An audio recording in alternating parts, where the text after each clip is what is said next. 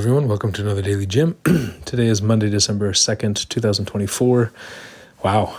I started doing these again kind of consistently January of this year. So it's almost 1 year. It's been 11 months of me doing this almost consistently. Not every Monday through Thursday, but most of them this year. Today what I want to talk about is a quote from this TV show Picard, which is the newest Star Trek series that's out. And the guy said, I have been told that tears are the weapons against pain.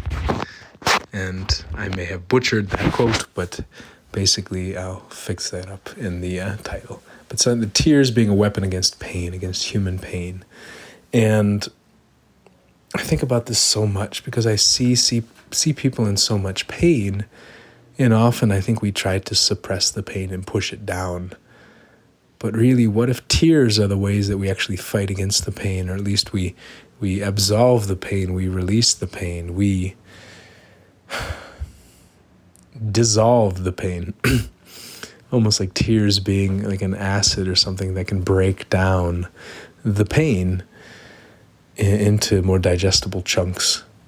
I know for me, the last couple weeks, there have been multiple times where I really just cried, like twice, I think, where I was wailing, not just weeping, but wailing. And I think because I was able to go through that, I recognized some of the deep pain that I was in and was able to convert that and come out more motivated, more excited, more proud, and frankly, feeling more strong. And I think sometimes we try to push the pain down, but it doesn't go away. It just doesn't go away. Crying can help that pain get out. Maybe that's it. When we push the pain down, it stays inside. When we cry, we get the pain out. It's a way of expressing and releasing the pain. So, hold on 1 second. Okay, let's see how this works. I did a little pause in the podcast, but tears being a weapon against pain, tears being the way to get the pain out. Almost like, if we drink a lot of water, then we urinate to get the water out. Not even the water, but we get the urine out. We get kind of I don't know if excrement's the right word, but the waste. We clear it from the body. And I think crying is a way to clear the pain from the body. But we don't do it because society says, don't do it. You're strong if you don't cry. I know it's like telling somebody they're strong if they don't pee. Sorry, you have to pee. If you don't pee, you're going to really hurt your bladder. Or if you don't poop. If you don't poop, you're a really strong person. What? Okay. Until you have constipation, until you start getting bowel issues, until you realize how that impacts the rest of your body. Or it's like telling somebody, don't speak, because if you speak, you're not strong. Okay, so you hold all these thoughts inside your head. That makes you strong. Okay, until you go crazy, I guess. So there's so much of like telling people to suppress emotions, suppressing sadness, but we sometimes have to get it out. We have to express it. I did a workshop earlier today where we went through a rejection scenario, emotional combat workshop online. We'll start doing a lot more of these. And when I did this rejection scenario with the guy, he opened up and shared something he'd been working on, some idea that he's had, and then asked me for help, and I rejected him. I hit pretty hard. And then he responded with the 3 steps: truth, fair play, love.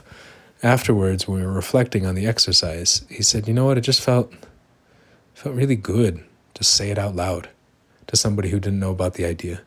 Even if you rejected me, the way you rejected me, you used the words that I've been afraid people are going to use, and you said them out loud as well. And it felt good to say them out loud.